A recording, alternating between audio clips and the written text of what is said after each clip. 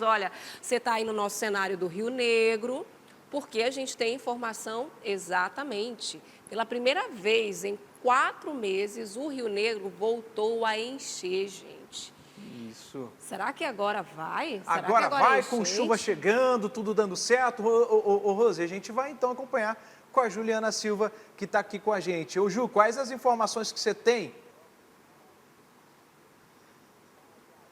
Olha, aquele faz que vai, mas não vai.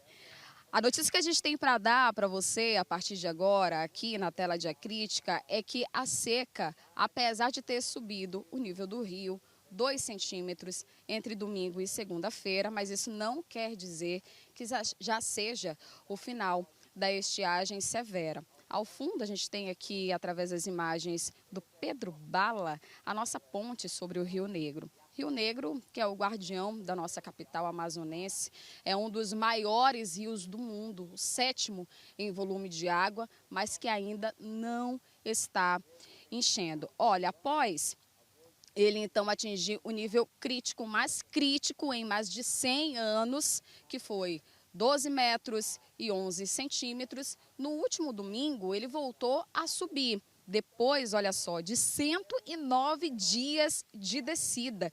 Desde junho, esse rio aqui, ele está descendo, escoando essa água, onde nós chegamos até agora nessa seca extrema. Então, depois de todo esse tempo, no domingo, ele então teve o início, né, podemos dizer assim, dessa cheia. No entanto, foi apenas de 1 centímetro. Na segunda-feira, mais 1 centímetro. A gente está agora em 6 horas da manhã e 59 minutos aqui no meu relógio.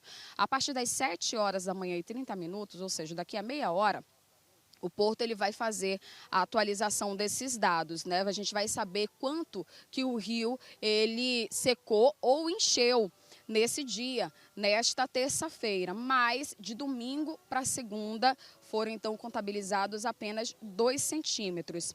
É algo que pode ser natural e fazer parte de um fenômeno que também inclui as bacias aqui da nossa região amazônica. Com certeza, vocês já devem ter falado aí no estúdio, a gente já tem trazido esse assunto aqui no nosso noticiário, que é o famoso repiquete. Aí, como eu disse, é aquele que faz que vai, mas não vai. É quando o rio ele começa a subir, um pouquinho aqui, um pouquinho ali e depois ele tem uma descida considerável. Esse é o famoso repiquete. É um efeito sanfona, como dizem os especialistas. A gente tem inclusive uma fala de um especialista, é o Fábio Leite Dias. Ele é mestre em gestão de regulação de recursos hídricos, que ele explica, obviamente, melhor sobre esse assunto. A gente entrevistou ele. Vamos ouvir um trecho dessa entrevista a partir de agora.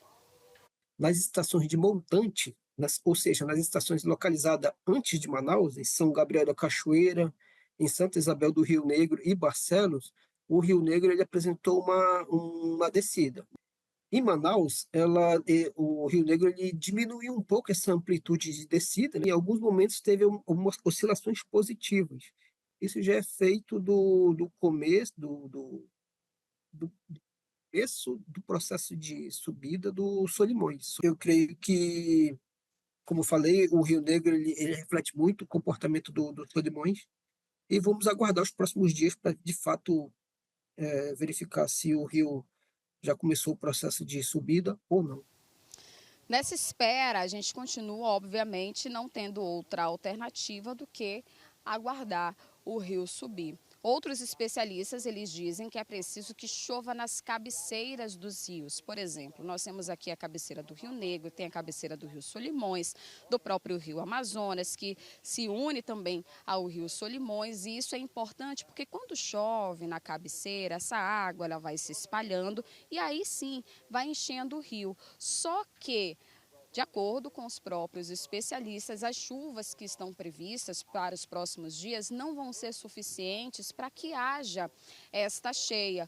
Ou seja, vai chover pouco ainda aqui na bacia da nossa região. Significa dizer que não vai ser o suficiente para encher essa imensidão de água, né? Que a gente até olha aqui, apesar de estar seco, mas ainda é um rio imenso mas ainda precisa chover mais. Enquanto isso, a população vai ter que continuar aguardando. Uma preocupação, né, tendo em vista que o Amazonas ele tem 62 municípios, a capital amazonense apresenta esse nível crítico, a gente tem trazido aqui, mas quem mais sofre são as pessoas que dependem das águas desses rios, e a gente fala não só do Rio Negro, mas o Rio Solimões também, que apresentou o menor nível em todos os anos, né? Menor que 1 metro, inclusive, prejudicando a navegação, prejudicando o transporte da população. O município de Tabatinga foi o primeiro que apresentou essa descida das águas de forma tão intensa e extrema, ficando ali como a primeira cidade a entrar em estado crítico aqui da nossa bacia, da região amazônica, do estado do Amazonas. E aí, quando a gente fala sobre não só Tabatinga, a gente fala sobre Coari. Eu estive lá na última semana, está o nível crítico também, né? Se apresenta um nível crítico, o Lago de Coari está quase que seco, e é algo inimaginável. Quando a gente olha de cima, a gente fez um voo por lá, a gente olha de cima, enxerga tudo aquilo ali seco, imagina, nossa, como é que pode chegar nesse nível? Pois é a força extrema da natureza que a gente consegue observar, está observando, e não tem outra opção. O que nos resta é esperar que lá de cima venha talvez esse sinal, né, que é a chuva, que vai cair e vai começar a encher os nossos rios. Eu volto com vocês. Perfeito, Ju. Obrigada pelas informações, explicando aí pra gente esse panorama, né, do Rio Negro. Esse período de transição entre vazante e cheia, ele é marcado por essa instabilidade, né? Quer dizer, o rio tem esse fenômeno do repiquete, do desce, depois sobe de novo. A gente não sabe exatamente quando a seca começa, tem que esperar para ver o comportamento das chuvas ali nas bacias que compõem a região amazônica. Quer ficar por dentro de todas as informações e da programação da Crítica? Faz o seguinte, se inscreve no nosso canal e ativa as notificações para não perder nada. Até o próximo. Tchau!